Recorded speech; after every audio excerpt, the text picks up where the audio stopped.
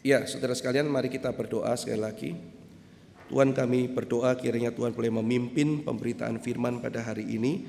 Tuhan boleh menguatkan setiap kami, dan kiranya firman yang telah kami baca boleh kami pahami sehingga kami boleh menjadi pelaku firman-Mu. Dalam nama Tuhan Yesus kami berdoa. Amin. Saudara, Alkitab bukan hanya menceritakan kesuksesan dalam mengikut Tuhan, tetapi Alkitab juga mencatat peringatan-peringatan bagi setiap kita dengan jujur. Maka hari ini khotbahnya bukan berkata belajarlah atau teladanilah Lea dan Rahel. Tentu bukan seperti itu. Karena dalam bagian ini diceritakan bagaimana mereka berkelahi dengan sangat hebat padahal mereka bersaudara. Nah saudara, mengenai sibling rivalry yang terjadi di dalam pasal 29 ini, perkelahian antara saudara ini bukan perkelahian biasa. Karena dua ibu ini adalah ibu dari satu bangsa yang mau dipakai oleh Tuhan. Jadi pertarungan antara mereka ini pertarungan yang sangat urgent, yang sangat penting. Penting untuk dipelajari bahwa sebetulnya maksud Tuhan memberikan anak itu bukan itu. Mereka memaknai anak itu sebagai di dalam kerangka perselisihan. Dan mereka merasa mereka diberkati Tuhan dengan cara Tuhan menghancurkan orang yang lain. Padahal bukan itu maksud dan kehendak Tuhan. Seringkali kita terlalu sempit membatasi pekerjaan Tuhan. Ada orang sakit kanker dibilang, ya karena dia sudah pernah jahatin saya maka sakit kanker.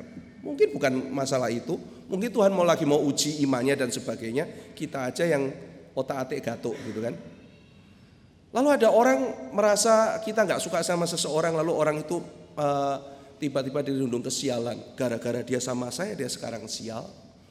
Kita kadang membaca terjadi sesuatu lalu mengaitkannya dengan kita. Lalu orang dengan gampangnya ya saudara, menganggap kebaikan Tuhan kepada dia sebagai sebuah balasan kalau kita dijahati oleh orang lain dan sebagainya.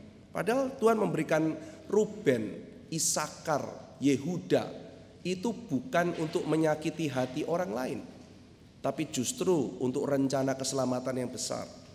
Maka sempit sekali cara Lea dan Rahel melihat berkat Tuhan.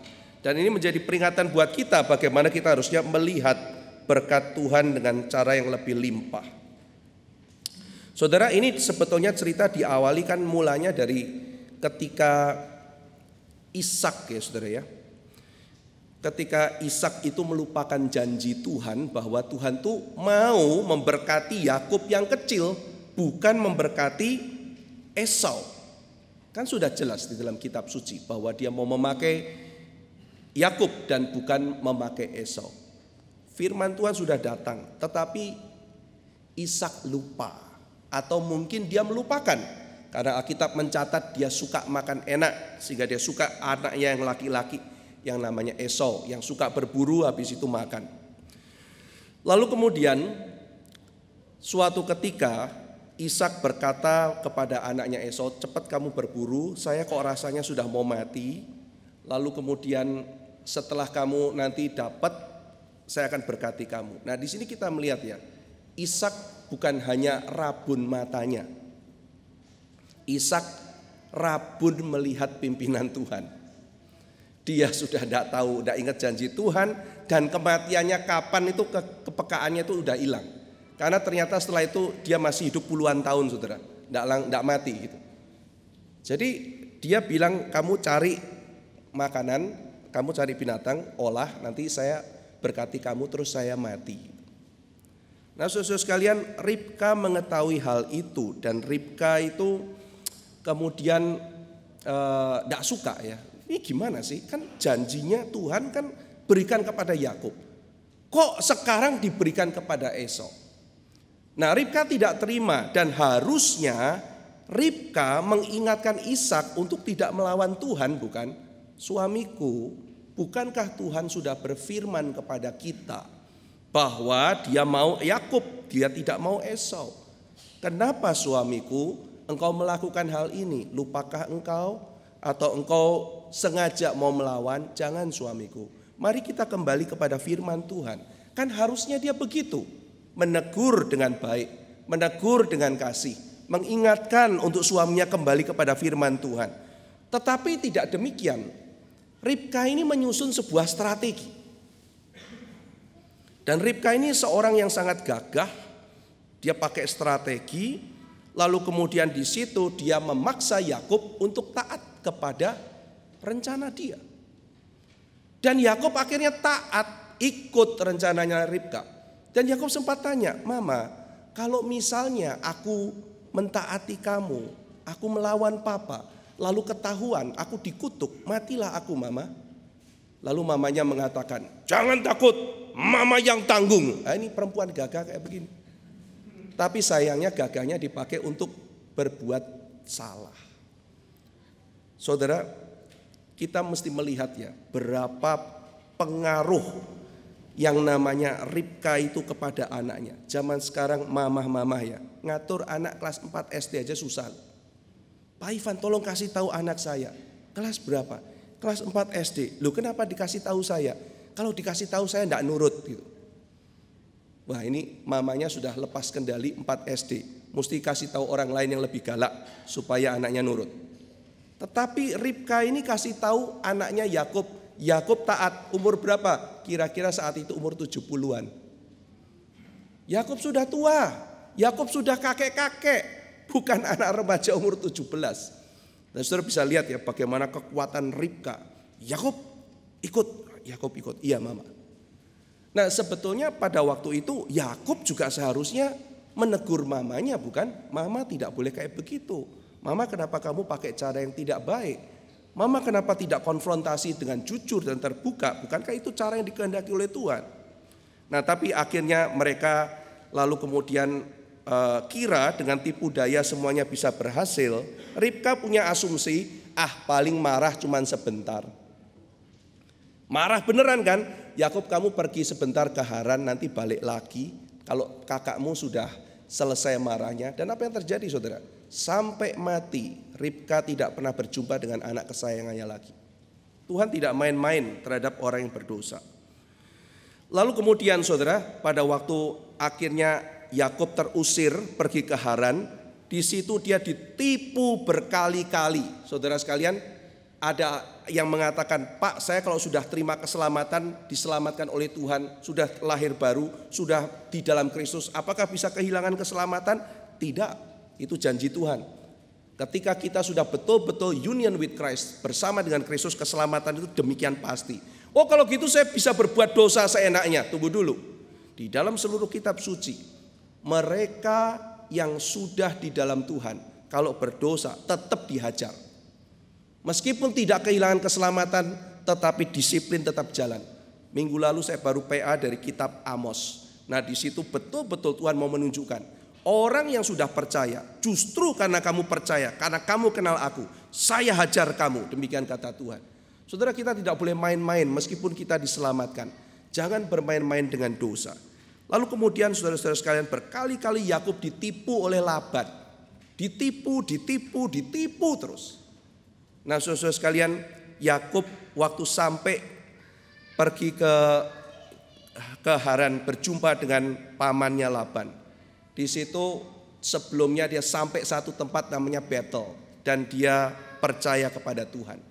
Nah, Yakub itu tipe anak, kalau lagi KKR suka maju ke depan, habis itu pulang nakal lagi.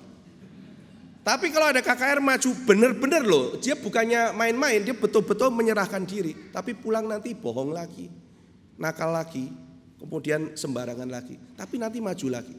Entah berapa kali, kalau dihitung mungkin sekitar 5 atau 6 kali dia berjanji sama Tuhan, ingkar janji.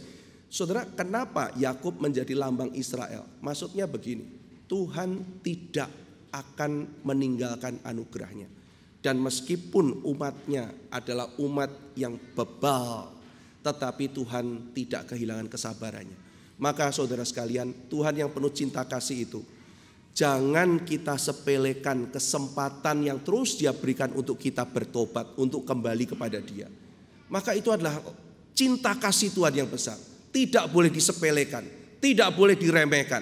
Tetapi kita harus bersyukur karena Tuhan senantiasa sabar memberi kesempatan pada kita. Kita harus ambil kesempatan itu baik-baik untuk segera bertobat dan kembali kepada Tuhan.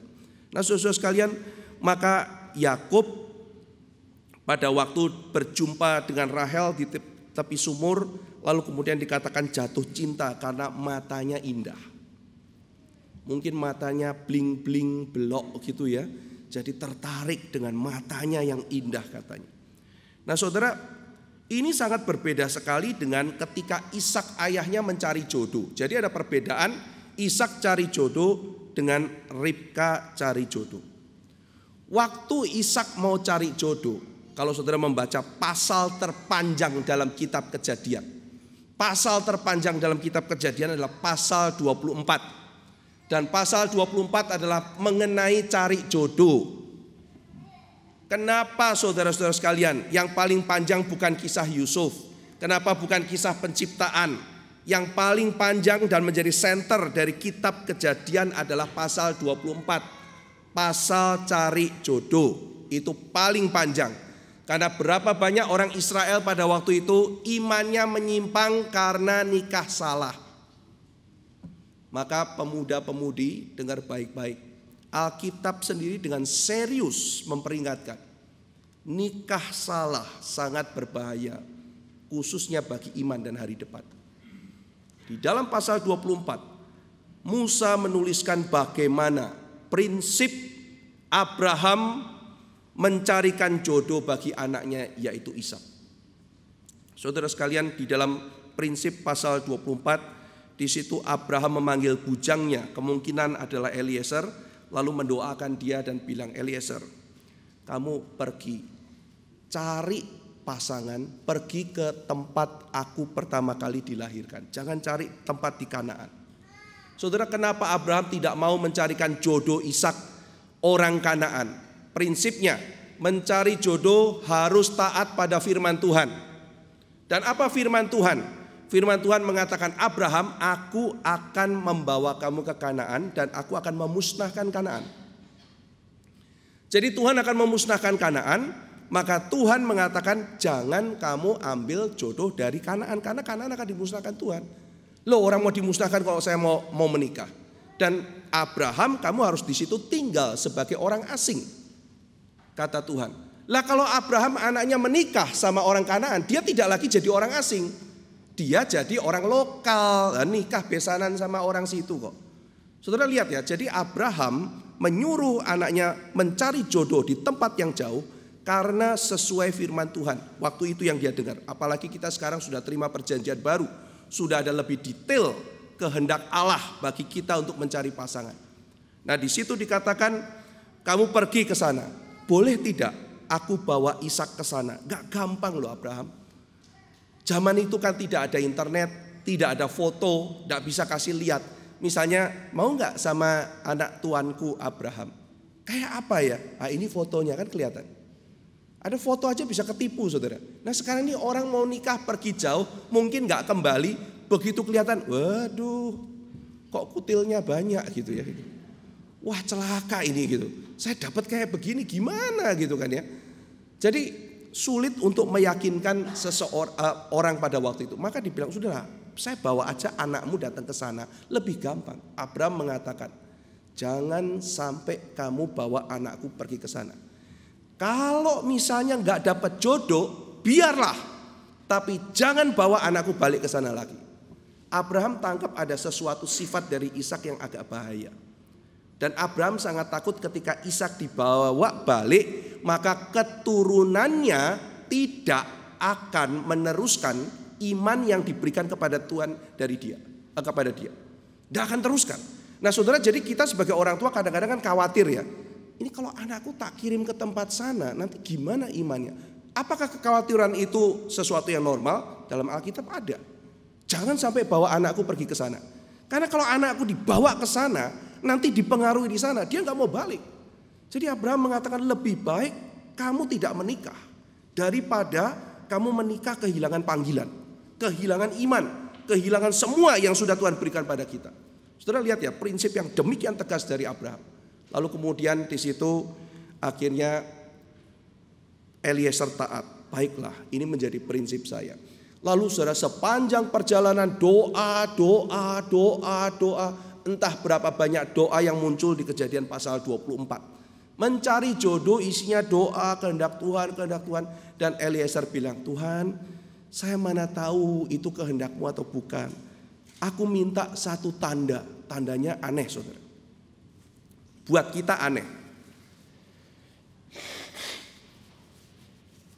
Perempuan pertama yang kasih kita minum, lalu kasih unta-unta kita itu minum, maka dialah orang yang kau sediakan bagi Ishak tuanku.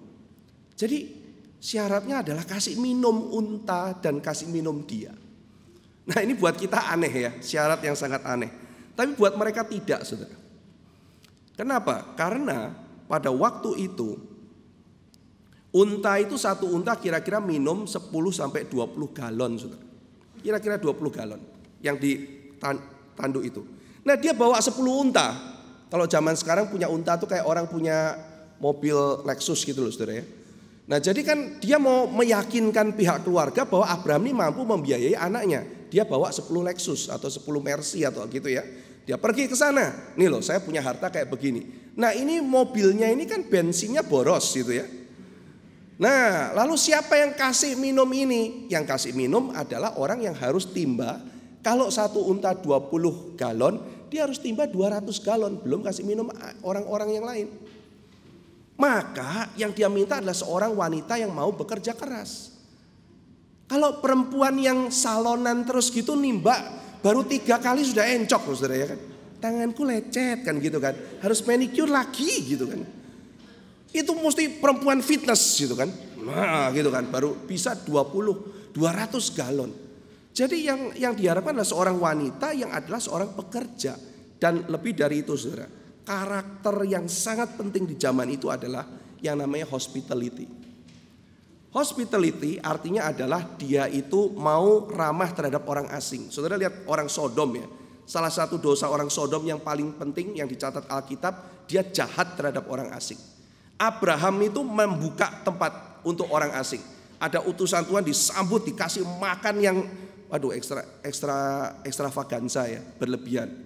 Dia keluarin tepung yang paling mahal, lalu kasih makan kira-kira itu 64 kilo tepung. Itu berapa ratus roti saudara. Dikasih makan buat tamunya dia. Jadi Abraham tuh murah hati luar biasa. Nah sementara akhirnya si Sodom itu mau menjahati tamunya. Nah ketika diminta bahwa Ribka orang ini, perempuan ini haruslah mempunyai keinginan untuk menyambut, maka ini namanya hospitality. Sebetulnya yang diharapkan oleh Eliezer adalah sikap seperti Abraham. Dan nanti Ribka ada satu kemiripan lagi. Dia rela meninggalkan tanahnya, pergi ke tempat yang baru, beriman kepada Tuhan dan tidak balik lagi. Itu jiwa Abraham. Maka setelah ketemu, Eliezer mengatakan, nah ini tidak salah, ini pimpinan Tuhan. Ini jiwa persis seperti Abraham. Bisa jadi istri anaknya Abraham. Jadi saudara kalau kita membaca pasal 24 penuh doa, penuh prinsip, penuh firman, cari jodoh kan begitu gitu ya. Nah kalau kita membaca Yakub, bagaimana Yakub cari jodoh? Pergi ke sumur, ya ke kafe, ketemu cewek, ngelihat matanya bling-bling jatuh cinta, sudah titik. Ada doa enggak? Enggak ada saudara. Coba lihat di mana doanya? Enggak ada. Enggak ada doa, enggak ada pergumulan, enggak. Aduh, pokoknya saudara, ini Alkitab mencatat ya ini loh ya Yakub kayak begini ya. Lalu kemudian Yakub akhirnya menikah dengan Rahel setelah dijanjikan kerja 7 tahun. Setelah 7 tahun saudara, 7 tahun yang saking cintanya katanya cuma 7 hari gitu ya. Lalu akhirnya waktu menikah ternyata dijebak, ditipu oleh Laban. Nah ini biang keroknya saudara. Waktu menikah yang diberikan tuh Lea, kakaknya, dan bukan Rahel. Nah ini ada beberapa hal yang perlu kita tanyakan ya meskipun tidak ada jawaban. Pertama, waktu hari itu dia menikah dan di sampingnya itu adalah Lea yang ditutup mukanya. Rahel ada di mana? Rahel tahu tidak persekongkolan ini? Rahel apakah terlibat juga dalam persekongkolan ini? Kita bisa tanyakan hal itu. Kemana sih Rahel? Nah, lalu kemudian seberapa jauh Lea terlibat? Kenapa dia ikut dan tidak, aku bukan Rahel. Kenapa nggak begitu gitu? Dari awal gitu loh. Nah jadi ada banyak hal yang kita tidak tahu. Kemungkinan mereka semua satu keluarga ini terlibat. Yang jelas Laban ini adalah seorang yang menjual anak-anaknya. Ini tipe orang yang memperlakukan anaknya itu seperti properti, saudara. Saya punya anak 2, saya bisa ambil untung apa? Jawabannya itu menyakitkan. Misalnya ya ketika ditanya, boleh nggak aku nikah sama anakmu? Ya sudahlah, daripada sama orang lain mending sama kamu. Masa orang mau nikah kayak begitu, saudara? Kalau saudara misalnya melamar, Pak, Ibu, bolehkah saya menikah dengan anak Ibu? Ya udahlah, daripada saya kasih orang lain mending sama kamu lumayan menghasilkan kok gitu. Wah, kita sakit hati, saudara, ini mertua kok kayak begini gitu. Daripada saya nikahkan sama orang lain mending sama kamu lah. Ini apa begitu? Jadi tidak heran ketika nanti mereka ditanya mau ikut Yakub atau ikut mereka dengan sepakat mau ikut Yakub aja keluar dari rumah. Ada semacam kepedihan yang dialami oleh anak-anak Laban ini, saudara. Baik Lea maupun Rahel. Nah, saudara sekalian, yang akhirnya terjadi adalah Yakub menikah dengan Lea dan Rahel, tetapi Yakub hanya mencintai Rahel dan tidak mencintai Lea. Nah, ini yang membuat hati Lea hancur ya. Jadi mungkin Lea sudah nikah dulu. Ini banyak mitos ya. Nikah dulu, habis nikah kan cinta. Sudahlah, nikah enggak perlu cinta-cintaan. Nikah dulu, nanti habis nikah cinta. Ada yang bisa, ada yang enggak loh. Hati-hati yang mau menikah ya. Nanti kalau sudah nikah, dia akan cinta aku kok. Ini kok kayaknya dia kasar ya. Habis nikah dia enggak kasar. Itu mitos ya. Selesaikan sebelum pernikahan. Sebisa mungkin semua harus diselesaikan sebelum pernikahan. Nah, setelah nikah, lalu kemudian ada mitos lagi kan. Kok enggak disayang? Mitos kedua, kalau sudah punya anak nanti dia akan sayang sama aku. Kisah Lea dan Rahel menunjukkan itu mitos. Banyak yang tidak benar. Nah, jadi Rahel menghancurkan hati Lea. Kok ternyata aku sudah menikah juga tidak diinginkan. Perasaan tidak diinginkan, tidak dicintai oleh suami, tidak dicintai oleh ayah. Nah, ini yang dialami oleh Lea. Nah, saudara, jadi kita bisa melihat dalam pasal 29 ini kisah cinta tragis dari satu keluarga. Nah, ini di sini implisit tersirat ya, yakin mau poligami gitu. Iya kan? Mau kita banyak poligami, yakin. Ini Tuhan cerita loh, kasus poligami loh. Ya, benar mau poligami, jadinya kayak begini loh. Nanti di dalam kitab Samuel kita membaca Elkana kan. Elkana padahal baik, lebih baik dari Yakub. Tetapi juga begitu istrinya 2 berkelahi. Nah, sekarang coba kita bayangkan saudara ya. Jadi Lea dan Rahel dan Yakub yang berantem terus ini ya. Ada sibling rivalry ya. Padahal kan sebetulnya di dalam kitab suci ada kalimat ya. Tuhan tuh pernah bertanya kepada Kain, Kain, di mana adikmu? Gitu kan? Lalu si Kain jawabnya begini, emangnya aku penjaga adikku? Wah, dijawabnya kasar sekali. Tuhan tanya, di mana adikmu Kain? Apakah aku penjaga adikku? Am I my brother keeper? Maksudnya Kain mau menjawab, enggak, aku bukan penjaga. Tuhan tidak jawab kalimat itu dengan mengatakan harusnya kamu jadi penjaga. Tuhan enggak jawab. Tapi nanti akhirnya saudara, ending dari kitab Kejadian adalah sifat seorang Yusuf yang menjadi penjaga saudara-saudaranya meskipun jahat. Nah, kita lihat akhirnya Kain tidak menjaga saudaranya. Lalu kita lihat nanti akhirnya Ismail tidak menjaga saudaranya. Lalu Esau tidak menjaga saudaranya.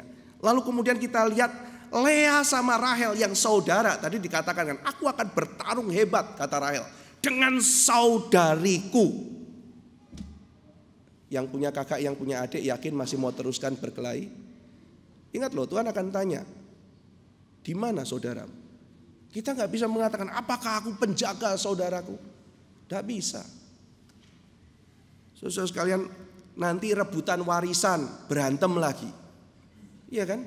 Kita melihat ada begitu banyak kakak dan adik akhirnya bertarung. Lea dan Rahel, mereka bersaudara, harusnya saling menjaga, tapi mereka saling berkelahi. Nah sudah bayangkan Lea dan Rahel serta Pak Yakub datang konseling ke GRI Solo. Ketemu Pak Dawis, ketemu Pak Marvin itu kan. Lea yang datang duluan. Silakan Bu Lea datang dulu gitu ya. Kita melakukan cross section ya untuk mencari data lebih jelas. Sekarang sesinya sendiri-sendiri dulu sebelum bersama-sama. Terus Lea datang. Aduh Pak, saya ini seumur hidup manusia terbuang. Oh gitu ya Bu ya. Kok bisa Ibu merasa terbuang, kenapa? Aku tuh dari kecil kurang cantik Pak. Papaku sendiri tuh tidak menginginkan aku tuh dijual loh ke dia. Karena dia tuh suamiku tuh pintar kerja Pak, hebat kerjanya. Untung besar waktu kerja sama papaku. Jadi papaku itu ambil untung, lalu aku dijual dijadiin suaminya supaya suamiku tuh bisa kerja sama papaku tanpa upah. Ya kan anak sendiri gitu. Jadi aku ini dari kecil tidak diinginkan. Nah aku lihat secerca harapan, ini kayaknya laki-laki ini bisa jadi suamiku. Lalu setelah aku menikah baru tahu, ini gara-gara adikku cantik Pak. Gara-gara dia lebih cantik dari aku, suamiku tuh sekarang cintanya sama dia tidak peduli sama aku. Jadi aku tidak diinginkan oleh papaku, aku tidak diinginkan juga oleh suamiku. Jadi aku ini orang yang paling malang dalam dunia. Tapi aku mulai berpikir Pak, aku tuh gak menyerah. Aku akan berjuang gimana caranya suamiku mencintai aku. Nah caranya gimana Pak? Punya anak sebanyak-banyaknya. Lumayan Pak, begitu lahir anak dia masuk ke tendaku. Ya, dia mau ngomong anak. Dulu kan orang tinggal di tenda-tenda banyak ya saudara.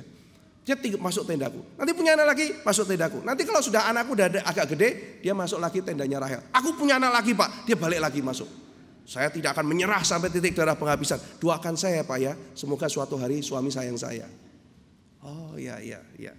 Nah ini kita dengarkan si Ibu Lea gitu ya. Lalu kemudian masalahnya jadi siapa Bu Lea? Masalahnya Rahel. Rahel itu adalah masalah terbesar dalam hidupku. Seandainya saja dia tidak ada atau enggak lagaknya kayak begitu, aku pasti bisa dicintai suamiku. Dan itu solusi dalam kehidupanku. Oke. Lalu Bu Rahel masuk nangis lagi. Aku dijadikan papaku komoditas. Oh sama ya Bu ya, sama memang papa. Sama kakak sama aku sama gitu ya. Aku dijual pada suamiku. Ya memang aku suka sama Yakub, tapi bukan begitu caranya si papa gitu kan ya. Papa nggak fair. Ia memperumit keluargaku. Loh memperumit gimana Bu? Kan udah tahu aku sama Yakub. Dimasukin si kakak Lea. Ya kan aku jadi berantem terus kan. Jadi biang kerok keluarga kami Pak itu Lea. Oh iya. Satu ini yang ini biang keroknya. Oke gitu ya biang keroknya ya. Dia selalu mau mencuri perhatian Yakub. Dia lahir anak banyak-banyak. Jadi suamiku sering pergi ke tempatnya dia, bikin panas aja kelakuannya Pak. Tapi aku gak akan menyerah Pak. Suamiku akan aku bikin melupakan dia. Dan aku akan membuat suamiku menganggap aku adalah segalanya buat dia. Nah kita lihat saudara. Kedua perempuan ini desperate for love. Memang mereka tidak mendapat cinta. Tetapi akhirnya mereka tidak bisa melihat dengan jernih. Dan menganggap kehadiran saudara mereka sebagai masalah. Oke Pak Yakub masuk. Pak, gimana Pak? Aduh Pak, saya ini kan orangnya kerja ya Pak ya, pusing saya Pak. Itu mereka tuh berdua tuh berantem terus, kalau pulang kerja tuh kan maunya nyaman ya Pak. Saya tambah pusing loh Pak. Saya dengar Pak Yakub ini bapak yang cukup ini ya Pak ya, cukup pasif ya. Wah ya gimana ya Pak ya, kita kan fokus kerja ya. Saya tuh kerja integritas ada Pak. Lalu kemudian efisiensi kerja. Lalu kemudian saya ini tipikal orang yang working hard Pak. Etos kerja luar biasa. Masa pulang suruh ngatur keluarga lagi? Ya please deh Pak, saya sudah punya 2 manajer. Ternyata mereka tidak bisa. Saudara, Alkitab mencatat Yakub tuh kerjaannya hebat ya. Kalau udah urusan kerjaan nomor 1. Etikanya, semangatnya, kepinterannya brilian. Jago kerja, tapi begitu sampai rumah, pasifnya luar biasa. Dia tipikal orang yang tidak mau urusan rumah sama sekali. Dia tidak mau peduli. Urusan kantor, makanya dia nanti didik ya Yusuf sampai jadi. Saudara lihat ya, Yusuf nanti menjadi orang nomor 1 di Mesir. Itu etosnya dari siapa? Dari bapaknya. Nanti dia training yang jadi cuman Yusuf. Yusuf suka lapor, kakaknya malas-malesan. Nah berarti Yusuf gak malas-malasan. Dari kecil dilibatkan, jaga domba, jaga ini. Itu mungkin bijaksananya Yakub turunnya ke Yusuf.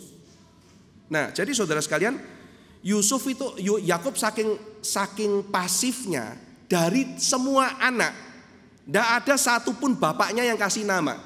Yang kasih nama itu kan bapak biasanya atau orang yang dihormati. Ini anaknya semua tidak ada yang satupun yang dikasih nama. Semua yang kasih nama mamanya, dan mamanya berdasarkan keselnya sama orang. Namanya Ruben, ya kan? Ruben kenapa? Tuhan mendengar, Tuhan melihat aku. Raf itu kan melihat ya, Yehova Rafa, Raf ya, Raf Ruben ya, Tuhan melihat aku. Yang dilihat apa? Yang dilihat aku dijahatin sama adekku. Ini kan kacau gitu. Karena kesel sama orang, masih bau ada puji-pujian ke Tuhan. Nama Yehuda kan, aku memuji Tuhan. Memuji Tuhan atas apa? Atas adekku bakal dijauhi sama suamiku. Ini orang kelihatan rohani, banyak orang kelihatan rohani, hatinya tuh bener gak untuk Tuhan gitu kan ya. Wah, kacau luar biasa. Nah jadi dulu itu tahun 98 ada orang kasih nama anaknya Ganyang Soeharto. Kasian loh anaknya.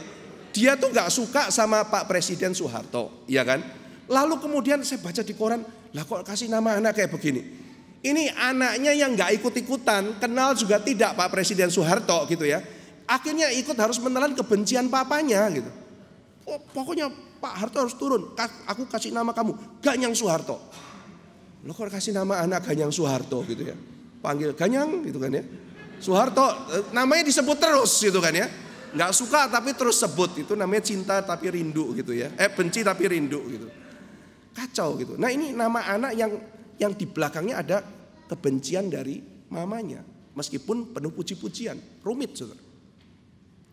Nah pada waktu akhirnya anaknya yang lahir terakhir ya, dikasih nama Ben-Oni, son of my sorrow. Lahir terus kemudian matilah si Rahel. Sedihnya luar biasa si Yakub. Lalu kemudian disitulah pertama kali dia kasih nama anak. Ya karena istrinya mati gitu kan. Dikasih nama Benyamin, diganti karena namanya serem. Son of my sorrow, anak dari kesedihanku. Masa punya anak sedih gitu ya.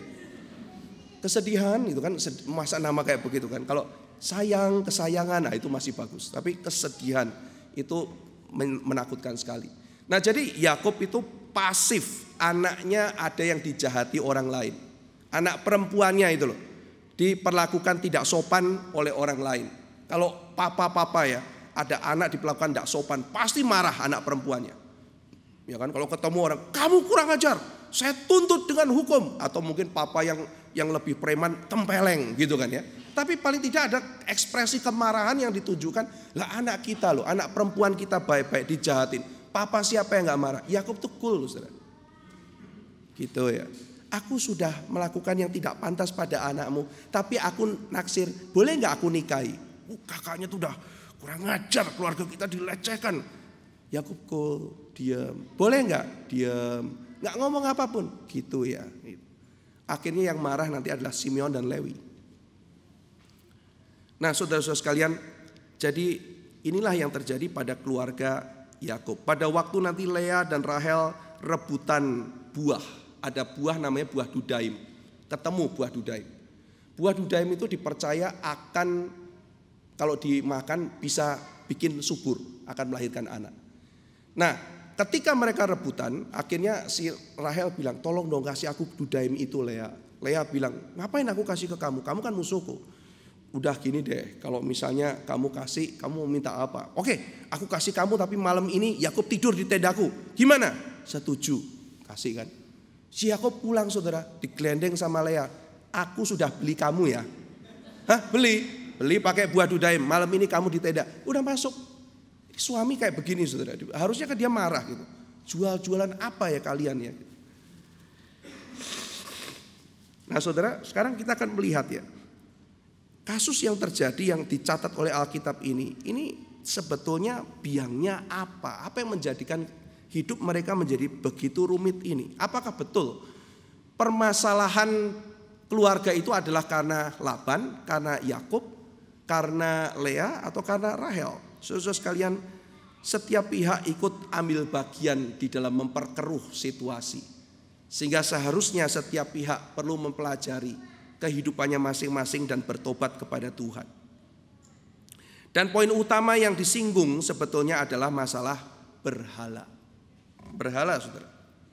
Tuhan tuh memberikan anugerah yang baik pada kita, harusnya kita syukuri, kita manfaatkan untuk memuji Dia. Tapi ketika pemberian Tuhan itu menjebak kita, sehingga akhirnya kita tidak lagi memuliakan Dia, tapi kita begitu memuliakan pemberian itu, maka anugerah itu jadi berhala. Perhatikan saudara, seringkali yang jadi berhala itu adalah anugerah. Ambil contoh, zaman dulu tuh ada namanya ular tembaga. Kalau melihat ular itu akan sembuh. Saudara ingat ya peristiwa itu ya. Nah, ular tembaga Musa itu akhirnya disembah, disebut Nehustan, terus disembah. Akhirnya dibakar, Tuhan suruh bakar. Nah, saudara bisa bayangkan ya, yang namanya Alkitab itu kan firman Tuhan, suci dan kudus dan sangat baik, itu anugerah. Tapi ada orang-orang di zaman perjanjian baru yang Tuhan Yesus marahi. Kenapa? Mereka menjadikan firman Tuhan itu jadi berhala, membuat peraturan yang ketat, yang kaku. Pokoknya kalau nggak sesuai ini akhirnya dihajar sama dia. Lah ini kan firman Tuhan kan baik, tapi mereka menyalahgunakan. Nah, penyalahgunaan anugerah itu bisa menjadi berhala. Keluarga itu baik, saudara, tapi keluarga bisa jadi berhala. Semua yang baik kalau kita tidak hati-hati punya potensi untuk menjadi berhala. Nah, Rahel adalah berhala bagi Yakub. Coba ya, Yakub bilang, bagaimanapun sekarang saya sudah menikah, suamiku ada Lea, ada Rahel. Aku harus belajar mencintai mereka berdua. Mungkin perasaanku sama Lea gak kayak Rahel, tapi kan aku bisa dong berbuat baik. Kalau sama berbuat orang asing aja Tuhan suruh aku membuka hospitality. Sama istri ya paling enggak kalau perasaannya beda, tapi kan aku bisa memperlakukan yang baik. Yakub harusnya menyadari hal itu. Saudara, nantinya semua anak-anak yang paling penting dari Yakub, ya kan, itu yang melahirkan Mesias, itu dari Lea dan bukan dari Rahel. Berarti Tuhan pun menyayangi Lea sebagaimana Tuhan menyayangi Rahel. Dan nanti ketika Yakub mati, kuburannya itu tidak jadi satu dengan Rahel, jadi satu dengan Lea. Saudara masih bisa kunjungan tuh di makam Abraham dan Sarah, Ishak dan Ribka, Yakub dan Lea, bukan Rahel. Makam Rahel tempat lain gitu.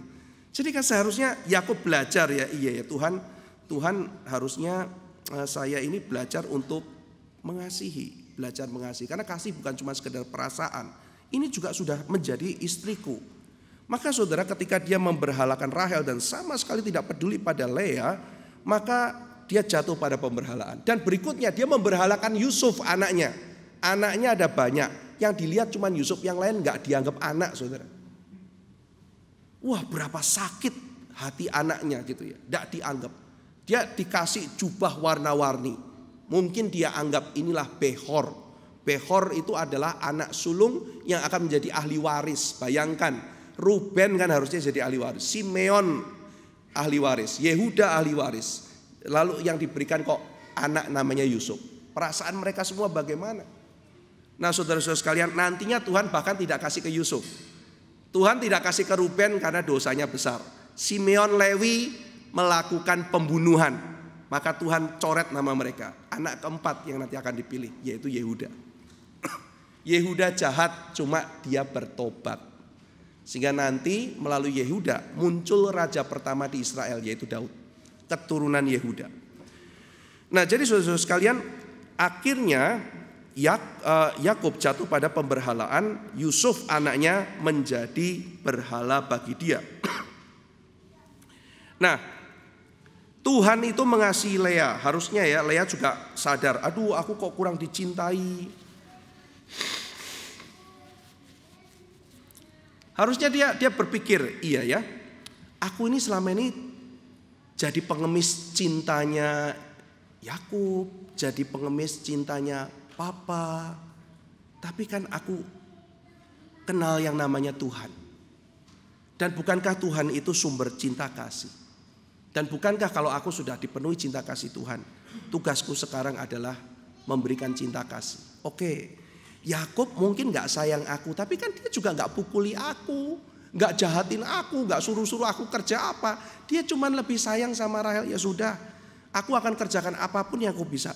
Kok Rahel gak punya anak ya? Kok aku subur ya? Barangkali itu bisa jadi penghiburan buat keluarga. Rahel juga bisa seneng. Mungkin ya Yakub juga bisa senang dengan kehadiran anakku. Aku mau belajar membalas apa yang misalnya seperti ini dengan kebaikan. Saudara, kalau misalnya Lea ya belajar untuk mengasihi, memberikan sesuatu bagi keluarga, ya sehingga kemudian dia kasih namamu Ruben, bukan karena Allah memperhatikan aku lalu kemudian saingan. Aku namamu Ruben karena Allah itu mendengar keluh kesahku dan dia membuat aku berbagian dalam keluarga ini. Alangkah indahnya saudara jika begitu. Kau beri nama kamu Simeon dari kata syama, mendengar, karena Allah memang mendengar. Nah saudara, kalau Lea menyadari hal itu, lalu menyadari, iya ya, aku gak pernah kurang cinta kasih. Orang yang terus minta cinta kasih. Padahal Tuhan memberi cinta kasih. Lah anaknya banyak yang kayak begitu. Keturunannya akan jadi raja. Ini nanti meninggal satu dengan Yakub. Harusnya dia, sabar ya. Ini adalah bagian dari ujian. Upahku besar. Tuhan sayang sama aku. Tuhan begitu baik sama aku. Sekarang waktunya aku melakukan sesuatu bagi kerajaan surga. Andai Lea begitu. Ya. Saudara sekalian, Rahel juga demikian kan. Rahel ini seorang yang cantik tapi kasihan ya. Waduh, kalau aku lihat ada orang cantik itu bahagia. Belum tentu loh saudara. Rahel itu cantik, matanya bling-bling tapi hatinya pahit loh, kasihan loh. Sampai punya anak terakhir dikasih nama siapa saudara? Ben-Oni kan, anak dari sengsaraku. Sengsara apa mbak? Kamu tuh disayang suami sampai kayak begitu. Iri sama siapa? Sama Lea. Lea iri sama Rahel. Rahel iri sama Lea gitu. Yang satu iri cantiknya, yang satu iri suburnya gitu. Buat apa kalian iri-irian? Kalian kan saudara. Harusnya kalian saling mengalah, saling membela gitu. Andai Rahel mengatakan, duh kasihan ya kakakku ini ya. Aku mau bilang sama suamiku kamu jangan gitu loh, masa cuma sayang sama aku. Perhatikan sedikit lah kakak lah, kamu tuh loh kadang-kadang ya mainnya ke tempatku terus kamu ke tempat kakak gitu loh. Kamu gak bener loh kayak begitu. Harusnya kan bisa begitu. Ke tempatku kan rasain kamu, kok begitu gitu.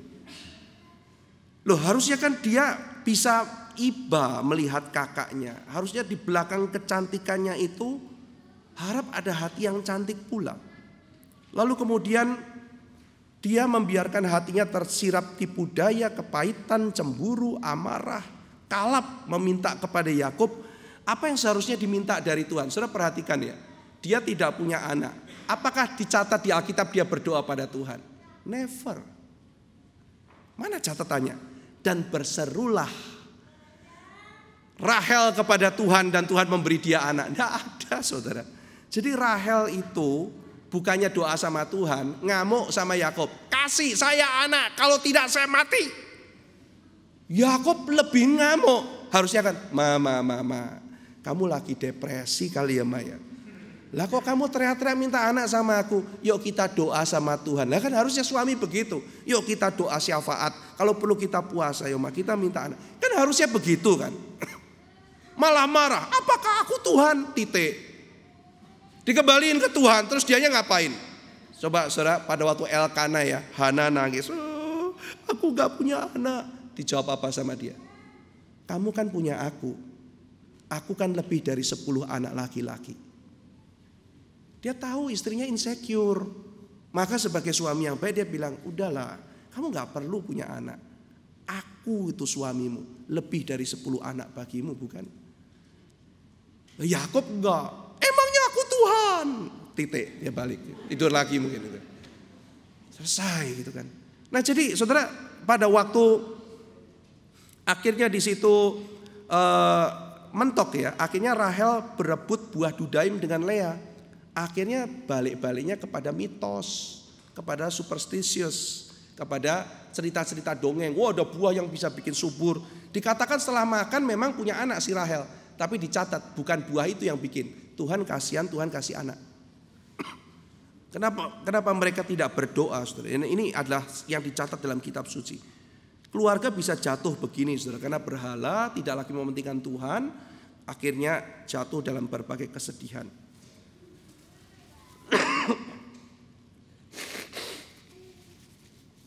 Apakah betul mereka semalang itu? Tidak saudara. Jadi akhirnya nanti anaknya Rahel itu ada satu orang namanya Yusuf akan menjadi seorang pemimpin besar di Mesir. Meskipun dia bukan melahirkan Mesias, tetapi Tuhan begitu memberkati. Jadi saudara, kalau kita melihat, meskipun mereka itu merasa kayak orang paling malang di dunia, Tuhan tuh sayang dan berkatnya Tuhan buat mereka besar-besar. Nah jadi saudara, kalau kita kehilangan sukacita kita terus ya, jangan-jangan kita tuh ada berhala. Terus kita pikirin itu, gak bisa sukacita padahal Tuhan begitu banyak memberkati kita. Cuma kita gak mau lihat. Kadang-kadang kebencian, terlalu cinta pada sesuatu yang kita anggap berhala, bisa merebut sukacita yang seharusnya kita terima dari Tuhan. Jadi kita marah sama Tuhan, merasa orang lain banyak masalah, padahal sebetulnya Tuhan begitu baik. Tuhan baik pada Lea, Tuhan baik pada Rahel. Tuhan memperhatikan mereka, cuma mereka tidak mau melihat itu. Sayang sekali saudara. Nanti saudara, bagaimana kita bisa melihat ada titik terang dalam keluarga ini. Titik terangnya mulai muncul dari orang namanya Yehuda. Yehuda ini juga dulunya jahat saudara. Singkat cerita dia bertobat. Melalui serangkaian peristiwa, akhirnya Yehuda bertobat. Panjang saudara ceritanya itu. Setelah Yehuda bertobat, pada waktu itu Yusuf membuat ujian.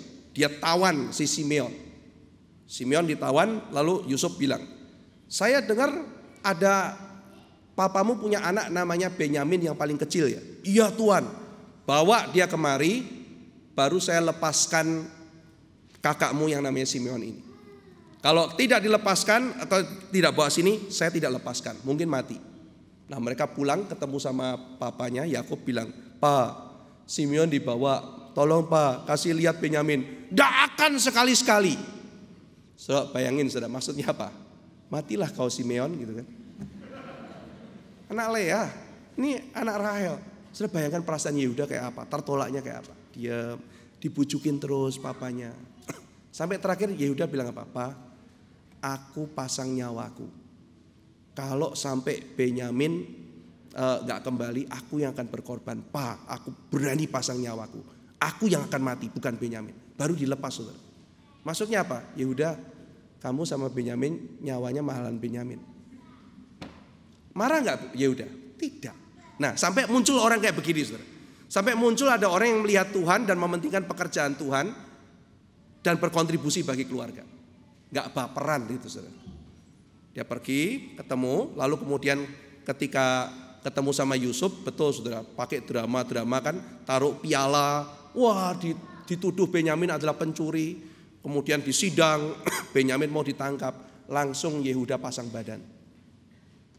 Dia cerita panjang lebar, lalu kemudian dia menyerahkan dirinya, tolong tangkap saya, lepaskan Benyamin.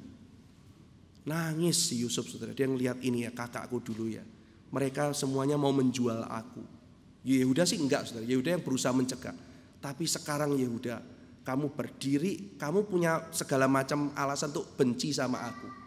Kamu punya alasan untuk benci sama Benyamin. Karena ini anaknya Rahel, kamu berhasil menggeser Rahel. Kamu berhasil mencekik semua anak Rahel. Tapi itu tidak kamu lakukan. Kamu mau mati untuk anaknya Rahel yang bikin kamu susah. Saudara, jadi bencinya Lea dan Rahel akhirnya turun kepada anak-anaknya. Anak-anaknya juga saling membenci.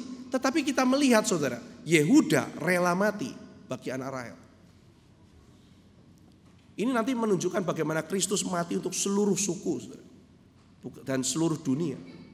Nah jadi pada waktu Yehuda melakukan itu saudara, hati Yusuf tersentuh. Dan akhirnya nanti Yusuf ganti memelihara semuanya. Yehuda memelihara Benyamin. Itu nantinya saudara-saudara sekalian merangsang Daud ketika sedang ada di medan peperangan, ketika Saul sedang ketakutan di tendanya, Goliat muncul menantang. Di situ ada kalimat bawa kabar shalom tentang kakak-kakakmu. Itu kalimat Yakub kepada Yusuf, menjadi kalimat Isai kepada Daud. Ada motif Yusuf di situ. Lalu di situ dibilang ada tanda yang kamu harus perlihatkan. Bawa kepadaku. Pada waktu Yehuda ketemu sama satu orang perempuan, ya, dia Tamar, diberikan tanda.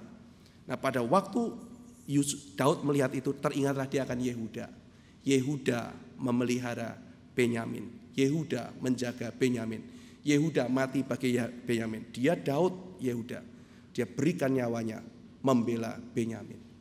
Dan nantinya seorang Benyamin namanya Esther, ketika Yehuda mau dibantai, menjaga Yehuda. Esther orang Benyamin, dia menjaga Yehuda. Sudah lihat ya, saling menjagalah kamu, saling mengasihilah di antara kamu. Dan kitab Kejadian ditutup dengan Yusuf yang memelihara seluruh saudaranya. Bukankah kita keluarga Kristen harusnya seperti itu? Bukankah gereja harusnya seperti itu? Saudara, pasti ada berbagai macam alasan kita kehilangan sukacita, kebahagiaan kita. Mungkin benci, mungkin iri, ada orang gak suka dan sebagainya. Tetapi saudara, mari kita buang semuanya itu. Kita mari kembali mengingat berkat Tuhan yang begitu besar. Tuhan mencintai kita, memberkati kita. Mari kita melihat kepada Tuhan dan mulai pikirkan, Tuhan, apa yang bisa aku lakukan untuk pekerjaanmu? Seandainya Rahel waktu itu diarahkan dan iya ya, aku akan berkontribusi bagi keluarga. Tetapi memang ini sudah Tuhan tuliskan, akhirnya kita bisa belajar dari Yehuda, dari Yusuf, yang menjadi pelajaran bagi seluruh umat manusia. Bagaimana kita tidak putus asa, kita melihat Tuhan, dan kita tidak terjebak di dalam berhala-berhala pribadi kita. Mari kita berdoa.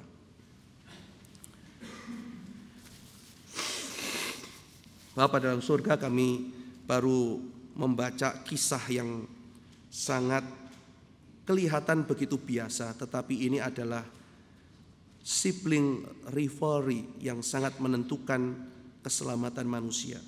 Tetapi Tuhan, di tengah-tengah bahkan perselisihan antara orang percaya, Tuhan masih terus bekerja dan rencanamu tidak bisa dihentikan. Sampai akhirnya Engkau membangkitkan Yehuda, yang akhirnya nanti melahirkan Kristus Yesus, yang akan memberikan nyawanya menjadi tebusan bagi setiap kami. Terima kasih ya Tuhan untuk berita yang kami dengar pada hari ini. Tolong kami tidak kehilangan sukacita kami. Mungkin kami ada yang desperate for love, mengharapkan cinta seseorang sampai akhirnya kami lupa melihat ke atas dan lupa melihat betapa besar cinta Tuhan pada kami. Sementara kami sudah dibelenggu oleh cinta kecil yang kami harapkan diberikan oleh orang-orang tertentu pada kami. Tolong kami melihat cinta kasih Tuhan yang besar, dan kami boleh hidup berbahagia di dalam Tuhan. Terima kasih ya Tuhan, dalam nama Tuhan Yesus kami berdoa. Amin.